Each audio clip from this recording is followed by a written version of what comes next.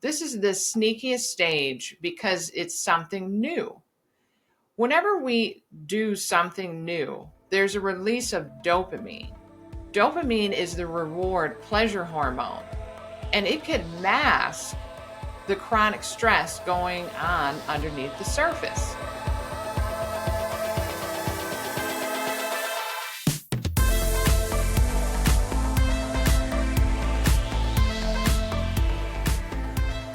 Welcome to the Butterfly Event Podcast. This is all about embracing emotional regulation and emotional resilience. I'm your host, Heather Hewett, double board certified naturopath, clinical nutritionist, and somatic trauma therapy certified. Today's topic, I'm going to break down the science of burnout and how it affects us physically, mentally, and emotionally. I want to say, please like and subscribe to my channel if you find that any of this resonates with you or you like what I'm doing. Many of us feel burdened by chronic stress and anxiety from financial, health problems, relationship issues, even addictions, and just daily life and challenges. Most of us lack the skills needed to cope and traverse through trials and obstacles that come our way. We use maladaptive coping strategies such as smoking, drinking alcohol, marijuana use, even eating refined sugar, overeating, eating a lot of processed foods, drugs like prescription drugs to numb our pain, and overwhelm. Then there's screen addiction or just scrolling on social media, losing track of time. And if we don't develop these needed skills and things don't change, burnout occurs. Well, what is burnout? Well, it's simply a psychological and even physiological syndrome that results from chronic unmanaged stress. It's characterized by ongoing emotional exhaustion, feelings of cynicism and detachment, and disassociation from people and even our bodies. Well, what does burnout look like? Well, let's stop and pause and think about, what does the word burnout bring to your mind when you think of it and hear of it? It makes me think of something on fire or something that's been badly burned. I kind of imagine the brain being on fire or my body. Something opposite of that is energized and symbolizing life. Definitely the opposite of that. Well, what does burnout feel like? Especially physically, mentally, and emotional exhaustion is part of it. You feel drained, overwhelmed, and unable to cope. Emotional symptoms are feelings of hopelessness, useless, cynical, apathetic, detached from your purpose or relationships. You feel unqualified. You feel out of control. You have negative thoughts about the future. You have anxiety or irritability. Then there's physical symptoms. You feel tired and drained. You have digestive issues or stomach problems, sleep changes and appetite changes. Then there's behavioral symptoms such as procrastination. Normally things that you enjoy doing, you just can't get yourself to do. You have trouble concentrating or completing tasks. You avoid social events, withdraw from family and friends, make frequent mistakes at work or home, and you just feel like you're going through the motions. In my experience with this, I have had many episodes of burnout. First of all, I didn't even have a self-awareness around that or awareness that's what I was going through. And I did not have coping skills that were healthy. I had maladaptive coping skills. I used food. That was my go-to. That was my coping mechanism for a long time. In particular, I used refined sugar and ultra-processed foods. I also had used alcohol, shopping, binge watching TV to numb myself. I recall there were times when I was going through burnout, when I was running businesses in the past, and I would go to the movies and disappear all day and disappear not only in the movie theater, but in a bucket of popcorn and candy. I just didn't have healthy coping skills. Well, what are the causes of burnout? Well, first of all, there are external stressors. It could be work, parenting, caregiving, could be genetic, psychological, environmental factors, which also runs into the internal stressors. We could have negative thoughts and emotions that are ongoing. Then we have ongoing health issues, emotional issues like complex PTSD or other mental health issues like depression and anxiety. So there are 5 stages of burnout. The first one is the honeymoon stage. You may feel positive about a new job or project, but underneath there's this chronic stress. This is the sneakiest stage because it's something new. Whenever we do something new, there's a release of dopamine. Dopamine is the reward pleasure hormone, and it could mask the chronic stress going on underneath the surface. And chronic stress is still tearing down our minds and bodies. Number 2, the onset of stress. We may experience fatigue, apathy, and procrastination. Number 3, chronic stress. You may feel apathetic, resentful, or cynical. You just resent everything and everybody. That's one of my go-to symptoms that I know when I'm headed toward burnout or I'm in burnout. Number 4, burnout. You just feel exhausted, empty, you have low self-esteem. And then habitual burnout. This is the most serious of all 5 because you're just in this chronic state all the time. And if left untreated, it could lead to serious mental health, physical, and emotional problems. Then there's the ADHD neurodivergent type of burnout. I have talked about this in the past. Neurodivergents are highly sensitive people. You could feel overwhelmed, irritable, frustrated emotionally, drained or detached, disillusioned, hopeless, bitter, angry, resentful, mood swings. And yes, it is characterized by burnout, even with neurotypical people. But neurodivergent, highly sensitive people feel things on a deeper level, as I say, to the 100th power. So we really need to be careful and be aware of this and watch for this. Well, what do we do when we feel like our spark is gone and the fire has left us? Well, recently I read an article from my faith organization on this topic. They quote it from a doctor that's a director at Keio University's School of Medicine. And this doctor recommended the 3 C's for coping that you can remember. The 3 C's stand for control, communication, and cognition. We must be able to control our feelings, our thoughts, and behaviors, and boundaries with others around people pleasing. We can do this by having a self-care routine for managing emotions. We can do this by prayer, writing, deep breathing and meditation. There's so much amazing research around deep breathing and meditation for controlling stress and our emotions. I highly recommend that. Going for a walk, talking it out with a friend. Also, practicing reframing our negative thoughts and emotions.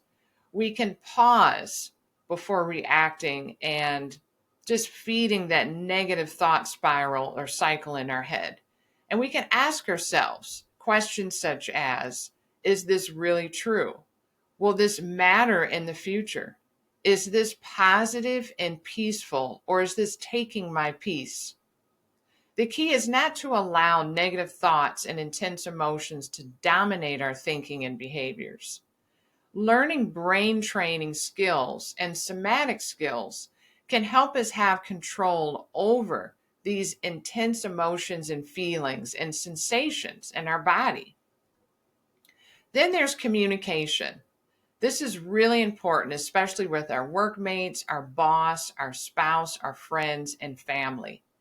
And if our motive is about peace and doing it in a state of kindness, while kindly stating our position and values, both respecting ourselves and others at the same time, this can go a long way in mitigating stress. Having a support group with individuals that are positive thinkers and doers will also help you overcome toxic stress. Taking time to build this support system or team that's there to encourage and incite us can go a long way. And just knowing we have this loving support system the same way when we know we have insurance can make us be at peace and feel rest assured and calm our nervous system. Then there's cognition. Reframe your viewpoint of your current situation. Change your perspective. When we believe our situation and circumstance is hopeless, or it will never change, or we're stuck, how does that make us feel? It hinders us, it holds us back, and takes away our peace. At the end of the day, all we want is to be happy, loved, and at peace. Here are many tips that I'm about to give to be able to help. Now, you don't have to do all of these. Pick and choose and do one at a time and practice and work on one at a time. Number one, be in control of your thoughts, emotions, and feelings and behavior by reframing them. Instead of accepting things will never change and thinking things will never change, say, this is temporary. This won't go on forever. I have a wonderful support system to get me through this. Number two, if you start to stress, focus on something you're looking forward to in the future. Envision and imagine yourself there. As Tony Robbins says, where our focus goes, our energy flows. Tip three, use deep breathing. And it doesn't have to be for an hour a day. We can work up to 5 minutes a day, starting with putting it on maybe our schedule and a notification going off to do it for 1 minute every day. And we work our way up gradually. 1% change, as James Clear, that wrote Atomic Habits, says. Tip four, try to see things from others' perspective or point of view, just being more open-minded. Tip five, focus on what you're grateful for and appreciate in others. Focusing on what we're grateful for not only brings joy to our heart or allows us to keep our joy, but also we release the happy hormone called serotonin, which is very beneficial for mitigating stress. And thinking specifically about what we appreciate in others can also lower our stress. Tip six, know when and how to say no. People pleasing is like gasoline on a burning fire. You will lose yourself and your mental and emotional health if we don't keep this in check. Tip seven, engage in exercise that is refreshing every day. So we don't have to beat ourselves up with exercise, working out for an hour or 2 hours. It could be a 5-minute walk or a 5-minute stretching routine. The key is do it consistently, make sure it's refreshing and enjoyable. Tip 8, we also want to keep a sense of humor. Laugh every day, even fake laugh if you need to. Laughing is so powerful. Not only do we release endorphins, but it's also immune boosting. Everybody loves to laugh and we feel good. Tip 9, leave your problems at the workplace. Leave it on your desk. It will be there when you get back. Tip 10, do what needs to be done. Don't let things pile up and procrastinate. If it's something that you can do, do it. I know when things pile up, I start to get pretty stressed. Tip 11, practice some somatic exercises. I share somatic exercise or two at the end of the podcast, in my reels on my social media platforms, as well as in my program every week. I give and empower people with tools to be able to use and pull out of their toolbox at any time to manage their stress. Tip 12, get enough good quality sleep. So we need quantity and quality with sleep. Make sure our environment is set up for success with this. Tip 3, rest and take breaks. It's essential that we connect with our bodies and pace ourselves. Even if it means, if we have the time or able to, stop for 10 or 15 minutes and close our eyes. A dark space, making sure that we're not on our phones and we're just resetting. 10 to 15 minutes can go a long way. We don't have to sleep for hours. Then tip 14, spend time alone and practice self-care. We can't pour from an empty cup. We have to be able to refill ourselves. I know I love helping people, but I cannot give if I have nothing left. Tip 15, support. The support system is so important. Find people, whether it's one or two or even perhaps more, of people that would support and encourage you on your journey of life. This is so essential. Tip 16, a balanced whole food diet with plenty of vegetables and fruit and plants. The research is very clear that eating plants in variety and diversity, and upwards of 30 different plants a week, we can have a healthy gut microbiome. In our gut microbiome, that is where 90% of serotonin is made. This is crucial, and 70% of our immune system is there. And it's great for managing stress. And tip 17, talk to a health professional or health or life coach. They can do wonders to help you. You can work in tandem and partner with them to help you manage stress and teach you coping skills. Now it comes to my favorite part, the somatic exercise. I'm going to teach you a somatic exercise that helps you with burnout. Somatic means relating to or affecting the body. Doing these exercises helped us shift from that fight flight, which is the sympathetic part of the nervous system, to rest and digest, which is the parasympathetic. I tell people to imagine a parachute deploying, and it puts us in this peaceful state. So let's start with taking a few deep breaths. When we take our deep breaths, we want to inhale through our nose and exhale through our nose. And the reason why we want to do that, we want to keep our mouth closed. You ever been out of breath or were exercising and you were out of breath? You opened your mouth, and that is because the sympathetic nervous system, the flight fight, has been activated.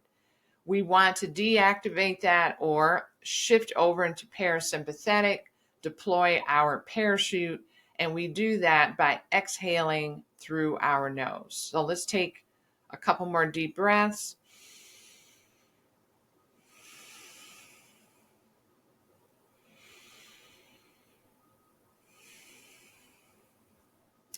So what we're going to do is we're going to interlock our arms like this.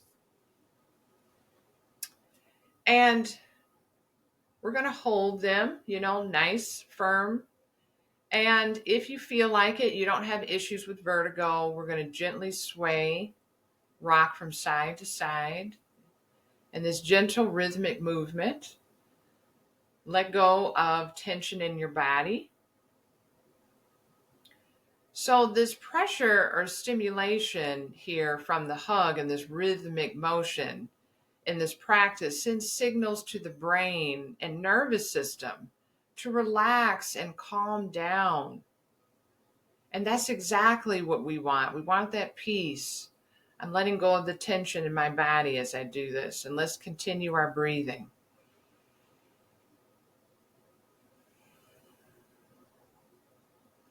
The HPA axis in the brain is affected by us doing this exercise. And what it'll do is signal to lower cortisol.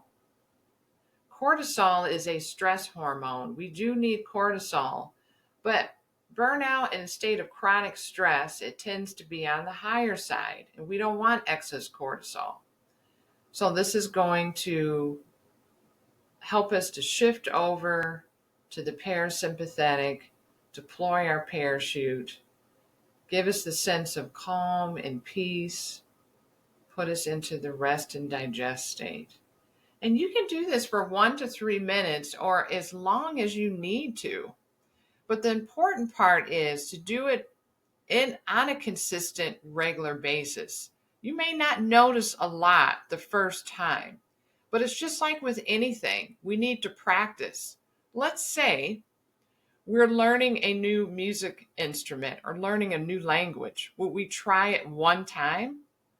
I mean, could we say we gave it our best try if we just did something one time? You would have to practice every day. We're literally retraining our brain and our nervous system to be able to calm down. Remember, it's had a pattern of being and going to that fight or flight. So now we're gently nudging it back over to where it needs to be. And we are giving it a chance when we are consistent and practice this. I love to use lavender essential oil and also bergamot essential oil. It really helps trigger the parasympathetic response. There's a lot of research around lavender with doing this. We can diffuse this oil at night while we're sleeping or inhale some of it through the day. And I really like to use doTERRA essential oils. They're certified therapeutic grade, and you can use them on the bottom of your feet with a carrier oil. Please don't use inferior oils. I have done this in the past, and it seemed like it made things worse doing this. So try doTERRA oils or DM me for any information on that. It's important to remember that to reverse stress and repattern and retrain our bodies and brains to deal and cope with stress, as I mentioned, is going to take practice, practice, practice.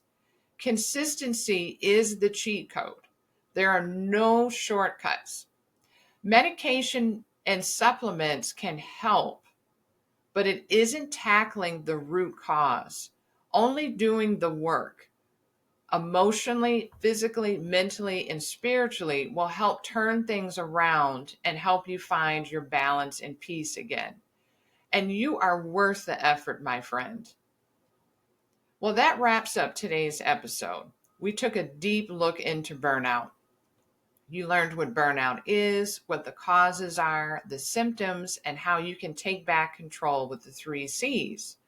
We practice a new somatic exercise that calms our nervous system and puts us in a state of calm and peace. And you can add this one as well to your toolbox. And remember, the journey of emotional mastery is just that, a journey. By understanding the science of our brains and nervous system and implementing these tools, we can navigate our emotions with grace and resilience.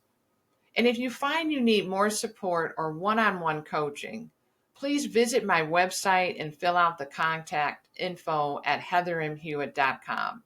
And if you found this episode enlightening, please share it with someone who might need it. And don't forget to subscribe for more insights on your mental well-being. Remember to embrace the change and discover the beauty of transformation, and embrace your inner butterfly. Bye for now.